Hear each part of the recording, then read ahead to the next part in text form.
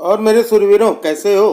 हम तैयारी कर रहे हैं Jawahar Navodaya Vidyalaya entrance exam class 9th की, और हम पढ़ रहे हैं साइंस। तो साइंस के 10 इम्पोर्टेंट क्वेश्चन, 10 इम्पोर्टेंट क्वेश्चंस हैं जो कि इस बार एग्ज़ाम में आने की पॉसिबिलिटीज़ इनके बहुत ही ज़्यादा हैं। तो आप लोग पूरे क्वेश्चन अटैम्प्ट करने की कोशिश कीजिएगा, ठीक है। और सारे क्वेश्चंस के लिए आपको 10 सेकंड का टाइम मिलेगा, और 10 सेकंड में आपको अपने आंसर्स कमेंट बॉक्स में देने हैं, ठीक है। हिंदी मीडियम के लिए क्लास ऑलरेडी चल रही है, तो हिंदी मीडियम के बच्चे भी साइंस क्विज में पार्टिसिपेट करें। और इस वीडियो को शुरू करने के पहले आपसे एक रिक्वेस्ट है कि अगर आपने अभी तक वीडियो को लाइक नहीं किया तो वीडियो को लाइक कर दीजिए, क्योंकि आज वीडियो का जो लाइक टारगेट है वो 100+ लाइक्स का है।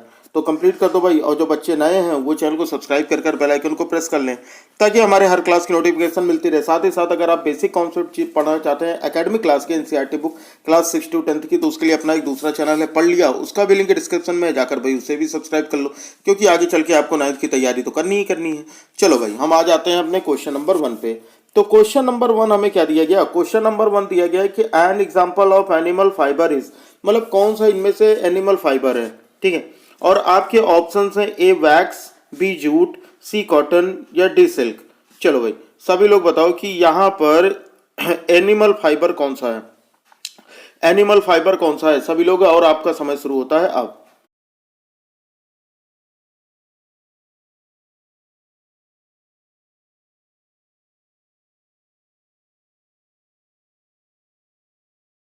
तो भाई देखो, यहाँ पर आप लोगों ने, काफी लोगों ने वैक्स कहा, काफी लोगों ने कॉटन कहा, लेकिन काफी सारे बच्चों ने सिल्क भी कहा है।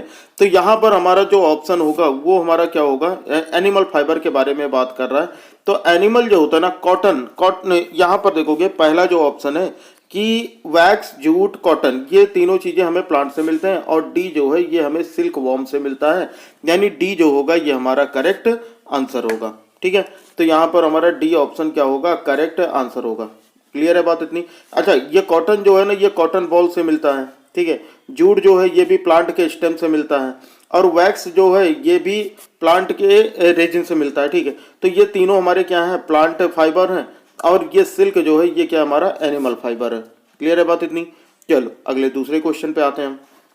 अगर सेकंड क्वेश्चन देखते हैं तो सेकंड क्वेश्चन में हमें क्या दिया गया? सेकंड क्वेश्चन दिया गया है आइडेंटिफाई वन ऑफ द, ठीक है। क्या दिया गया है कि आइडेंटिफाई द वन, इनमें से कोई एक आइडेंटिफाई करना है। क्या आइडेंटिफाई करना है? Which is not obtained from a plant source, यानी इनमें से कौन सा प्लांट सोर्स से नहीं मिलता? ए है जूट, बी रबर, सी कॉटन या फिर डी वूल। चलो भाई, और आपका समय शुरू होता है अब।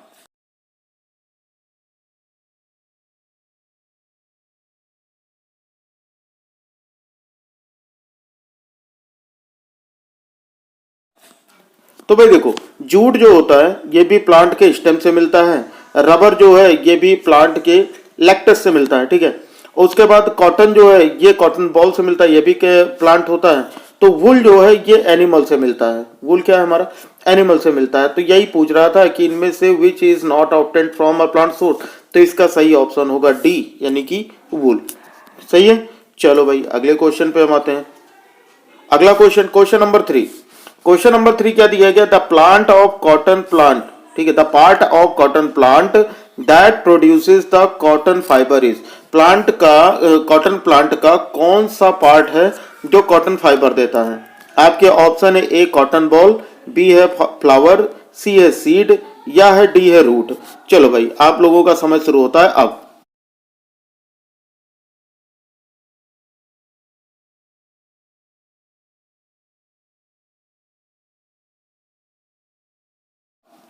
तो भाई देखो, इसके पहले भी मैंने कई बार आपको बताया, ठीक है। तो यहाँ पर जो हमें कॉटन मिलता है कॉटन प्लांट से, उनमें कॉटन बॉल्स होते हैं। तो कॉटन बॉल में कॉटन जो होते हैं वो भरे हुए होते हैं। तो इसका मतलब यहाँ पर हमारा ए ऑप्शन जो होगा ये क्या होगा? बिल्कुल करेक्ट होगा, ठीक है।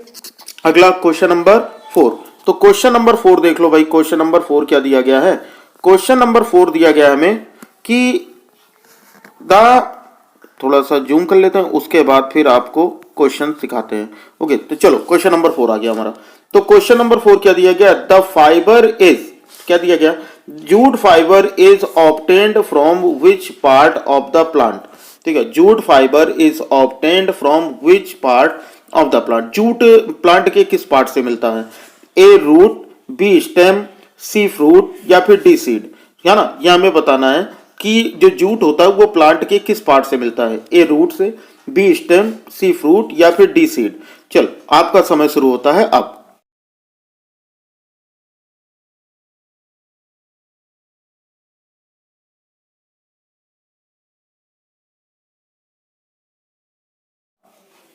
तो भाई आप लोगों ने बहुत ही बढ़िया जवाब दिया, ठीक है। तो ये हमें कहाँ से मिलता है, जो जूट फाइबर होता है ये हमें प्लांट के स्टेम से मिलता है। कहाँ से मिलता है? प्लांट के स्टेम से। तो बी ऑप्शन जो होगा हमारा बिल्कुल करेक्ट होगा, ठीक है। अगले आते हैं, अगला क्वेश्चन नंबर 5।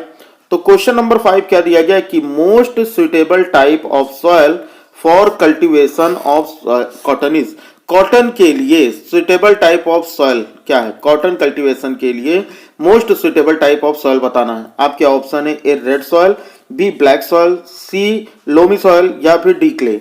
चलो आप लोगों का टाइम शुरू होता है अब।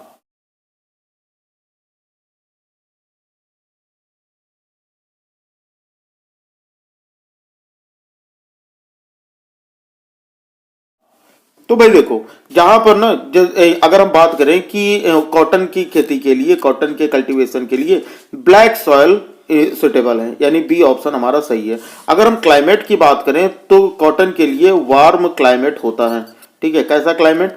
वार्म क्लाइमेट, मतलब जो जहां पर गर्मियां ज्यादा होती हैं, ठीक है, जो ज्यादा गर्म प्रदेश है हमारे स्टेट है ना, वहां पर ये कॉटन का कल्टीवेशन होता है, ठीक है। चलो भाई अगले क्वेश्चन पे आते हैं।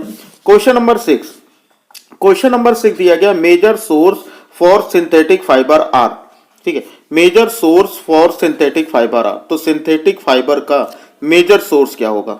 आपके ऑप्शन है ए एनिमल फैट, बी है ऑयल फ्रॉम प्लांट, सी है पेट्रोकेमिकल या है D all of these. Synthetic fibre का मेजर सोर्स क्या है? A animal fat, B oil from plants, C petrochemical या फिर डी ऑल ऑफ दीज। आपका समय शुरू होता है अब।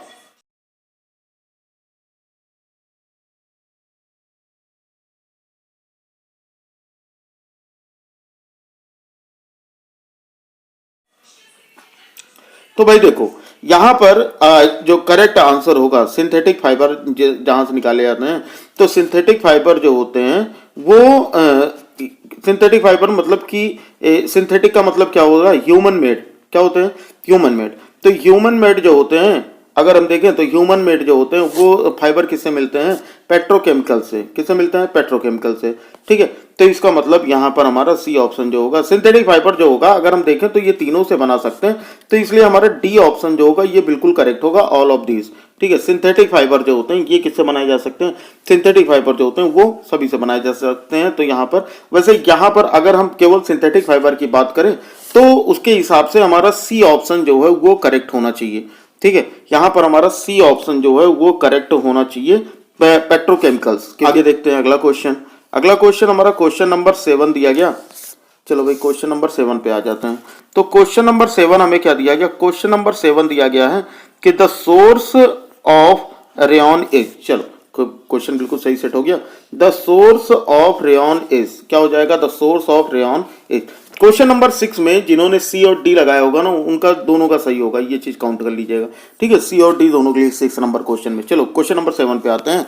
The source of rayon is, तो रेयन का सोर्स क्या है, ठीक है। तो हमारा क्वेश्चन है कि रेयन का सोर्स क्या है। तो यहां पर देखो, ए हो जाएगा वुड पल्प, बी हो जाएगा पेट्रोकेमिकल्स, सी हो जाएगा वैक्स या फिर डी एनिमल फाइबर। चलो सभी लोग बताओ इसका आंसर क्या होगा, और आपका समय शुरू होता है अब।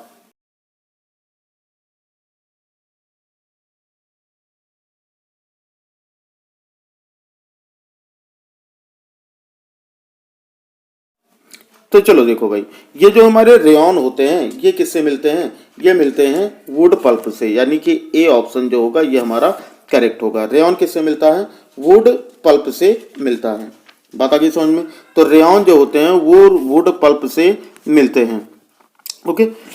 बात आ गई ना समझ में? तो रेयन जो होती है ये सिंथेटिक फाइबर ही तो है। तो सिंथेटिक फाइबर कौन कौन से है भाई? रेयन है, नायलॉन है ना, पॉलिएस्टर है और एक्रिलिक है, सही है। तो ये सारी चीज़ें क्या हैं, ये हमारे कैसे हैं, ये हमारे सिंथेटिक फाइबर हैं। तो इनमें से रेयॉन कैसे बनता है, रेयॉन जो होता है वो वुड पल्प से बनता है। बात आ गई समझ में। पेट्रोकेमिकल से पॉलिस्टर होते हैं, पेट्रोकेमिकल से, ठीक है। उसके बाद आगे आ जाते हैं, वैक्स वगैरह जो होता है, ठीक है। तो वैक्स जो होता है ये तो नेचुरल होता है। और उसके बाद एनिमल फाइबर, तो एनिमल फाइबर से आप जानते ही हो, है ना। तो एनिमल फाइबर क्या होते हैं, एनिमल फाइबर जो होते हैं इसमें जो प्लांट और एनिमल होते हैं उनसे नायलॉन बनता है, ठीक है। तो एनिमल फाइबर जो होते हैं वो नायलॉन होते हैं। तो यहाँ पर रेयॉन का अगर हम देखेंगे तो यहाँ पर वुड पल्प जो होगा ये हमारा करेक्ट आंसर होगा। चलो भाई अगले क्वेश्चन पे आ जाते हैं, क्वेश्चन नंबर 8 पे। तो क्वेश्चन नंबर 8 क्या होगा, the term artificial silk refers to, ठीक है। अब यहाँ पर देखो आर्टिफिशियल सिल्क किसे कहते हैं, आर्टिफिशियल सिल्क आपके ऑप्शन है ए नायलॉन, बी एक्रिलिक, सी पॉलिस्टर या फिर डी रेयॉन। और आपका समय शुरू होता है अब।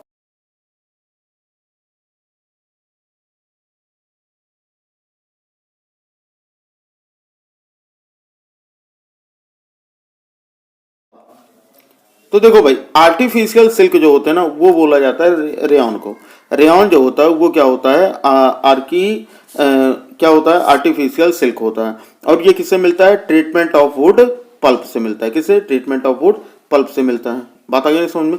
अगर हम एक्रिलिक की बात करें तो एक्रिलिक क्या है, एक्रिलिक जो होता है ये वाला बी वाला एक्रिलिक, ये सब इंस्टीट्यूट ऑफ फॉर वूल, मतलब वूल की जगह पर ये यूज किया जा सकता है, ठीक है। आर्टिफिशियल वूल है ये, क्लियर बात है। इसको ओरलॉन भी बोलते हैं, क्या बोलते हैं, ओरलॉन, ठीक है। उसके बाद अगर हम पॉलिस्टर की बात करें तो पॉलिस्टर को हम टेरिलीन या फिर डैक्रॉन बोलते हैं। पॉलिस्टर को क्या बोलते हैं, टेरिलीन या फिर डैक्रॉन, ठीक है। तो लिख देते हैं, चलो क्या बोलते हैं, डैक्रॉन, ठीक है, डैक्रॉन, डैक्रॉन।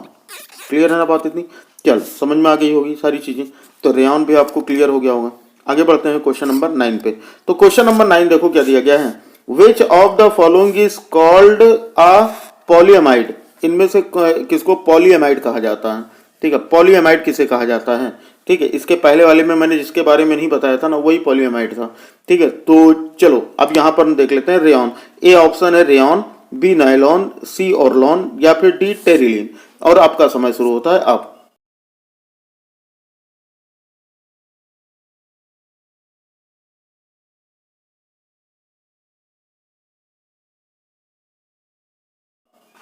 तो देखो भाई ये जो हमारे रेयॉन होते हैं ये क्या होते हैं, ये आर्टिफिशियल सिल्क होते हैं। रेयॉन क्या होता है, आर्टिफिशियल सिल्क होता है। ओरलॉन क्या होते हैं, अगर हम ओरलॉन की बात करें तो ओरलॉन जो होते हैं वो क्या होते हैं, एक्रिलिक होते हैं। ओरलॉन क्या होते हैं, एक्रिलिक होते हैं। टेरिलीन की अगर हम बात करें तो टेरिलीन जो होते हैं वो क्या होते हैं, हमारे पॉलिस्टर होते हैं। टेरिलीन क्या होते हैं, पॉलिस्टर होते हैं। तो पॉलीएमाइड क्या होते हैं भाई, पॉलीएमाइड जो होगा वो हो जाएगा हमारा नायलॉन, यानी कि बी ऑप्शन जो होगा ये बिल्कुल करेक्ट होगा, ठीक है। चलो भाई आगे देखते हैं अगला क्वेश्चन। अगले क्वेश्चन पे आ जाते हैं हम। तो अगला क्वेश्चन जो दिया गया ये दिया गया है कि डैक्रॉन इज आ, अब तो आपको याद हो गया होगा डैक्रॉन क्या है, ठीक है। पॉलीएमाइड है या फिर पॉलिस्टर है, बी, सी रबर या फिर डी नन ऑफ दीज। चलो डैक्रॉन क्या है, ए पॉलीएमाइड, बी पॉलिस्टर, सी रबर या डी नन ऑफ दीज। आपका समय शुरू होता है अब।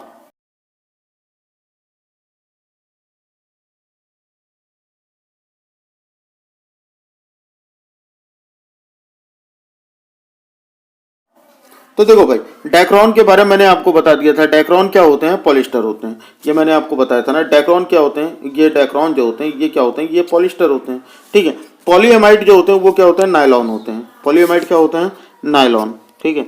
पॉलीएमाइड क्या होते हैं, नायलॉन, ठीक है, नायलॉन होते हैं। उसके बाद बात आगे समझो, पॉलीएमाइड जो होते हैं वो नायलॉन होते हैं और पॉलिस्टर जो होते हैं वो क्या होते हैं, डैक्रॉन। पॉलिस्टर को भी डैक्रॉन भी कहते हैं, ठीक है।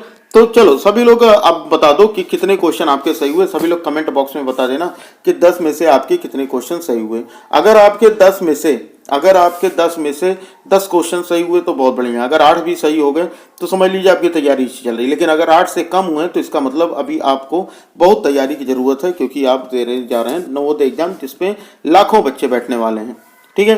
तो ये आपको वीडियो जरूर अच्छी लगी होगी, है ना। और अगर अच्छी लगी तो भाई लाइक कर दो, क्योंकि लाइक का जो टारगेट है वो 100 प्लस रखा गया है। तो 100 प्लस लाइक्स कंप्लीट कर दो। और चैनल को अगर अभी तक सब्सक्राइब नहीं किया तो चैनल को सब्सक्राइब करके बेल आइकन को प्रेस कर लो, ताकि हमारे हर क्लास की नोटिफिकेशन आपको मिलती रहे।